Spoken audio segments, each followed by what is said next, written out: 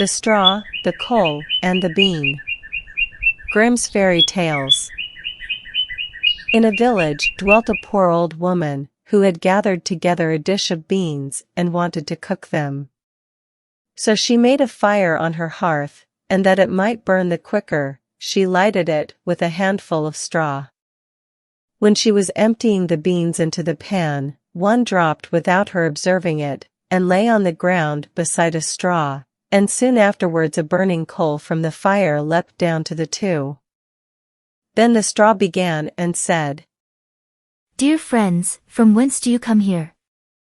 The coal replied, "I fortunately sprang out of the fire, and if I had not escaped by sheer force, my death would have been certain. I should have been burnt to ashes." The bean said, "I too have escaped with a whole skin, but if the old woman had got me into the pan, I should have been made into broth without any mercy, like my comrades." "And would a better fate have fallen to my lot?" said the straw. "The old woman has destroyed all my brethren in fire and smoke. She seized 60 of them at once, and took their lives. I luckily slipped through her fingers." "But what are we to do now?" said the coal.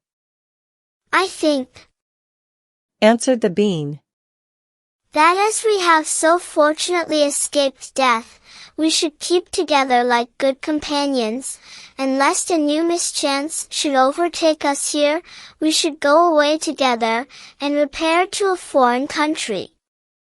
The proposition pleased the two others, and they set out on their way together. Soon, however, they came to a little brook, and as there was no bridge or footplank, they did not know how they were to get over it. The straw hit on a good idea, and said, "I will lay myself straight across, and then you can walk over on me as on a bridge."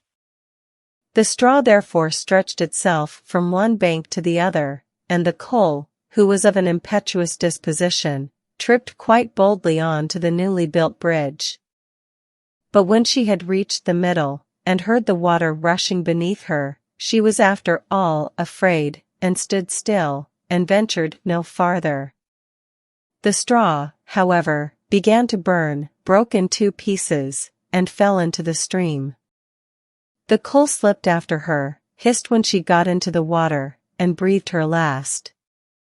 The bean, who had prudently stayed behind on the shore, could not but laugh at the event, was unable to stop, and laughed so heartily that she burst.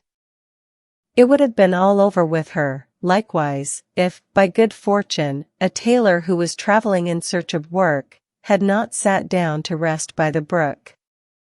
As he had a compassionate heart, he pulled out his needle and thread, and sewed her together. The bean thanked him most prettily, but as the tailor used black thread, all beans since then have a black seam. The end. Thanks for watching.